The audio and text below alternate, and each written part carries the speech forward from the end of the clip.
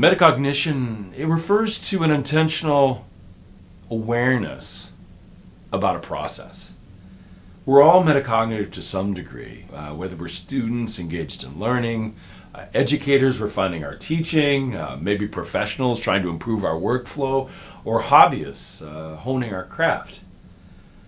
I guess there's no way we could be metacognitive about everything, but metacognition can help when we get down to that real and often messy business of trying to figure out how we're going to achieve our goals. It's that intentional awareness about the process that allows us to check in and make adjustments when we need to. Metacognition is not rote behavior, and it's more than personal reflection or critical thinking about course content or even mindfulness of the world around us. Metacognition requires that we focus our reflective awareness on our own interaction with that goal-directed process. Let's look at some examples. Something I commonly hear from students who are struggling to improve their learning and performance is, "I need to study more." This statement indicates good intent, but it also indicates a rote behavior that does not address the specifics of the learning expectations or context. Simply doing more of something that didn't work well in the first place is unlikely to lead to a better result. When this happens, I'll ask my student, "What exactly do you mean by study more?" A common response is that they read through their notes or the text. For many students, reading means moving one's eyeballs back and forth across the pages until the required set of pages has been completed. Rereading as part of studying often means doing this over and over until things seem familiar. This rote behavior leads to very little actual learning and can build cynicism about the value of reading. Instead, I encourage my students to identify specific goals for their studying before they start. Then they should think about what studying behavior might best support those goals and how they will determine if they actually accomplish these goals.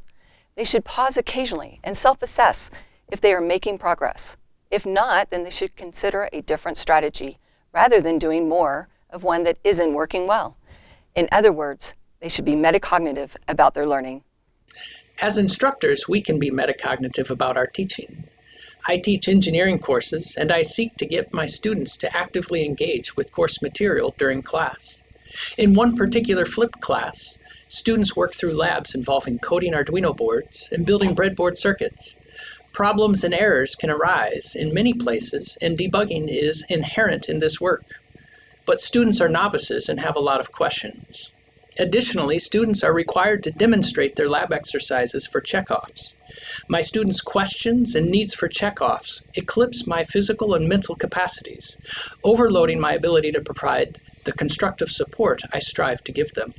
Experiencing this during class is metacognitive awareness, monitoring the situation and recognizing I am not meeting the goal for providing support to my students.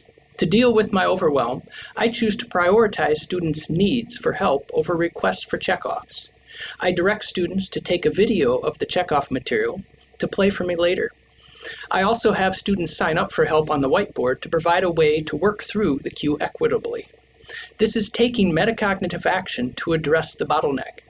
I am alleviating the mental overload and moving towards more constructive support through concrete actions. I think about the ways that metacognition can help us in our daily activities. So if I'm baking a cake with my grandchild, then a metacognitive check-in can help us realize that we have eggshells in the batter, we should probably pick them out, and when we do, we'll have a tastier cake. But I should probably also monitor my behavior, because it's possible to have a really super tasty cake and a really miserable grandchild because Grandpa had ridiculous standards on this baking thing.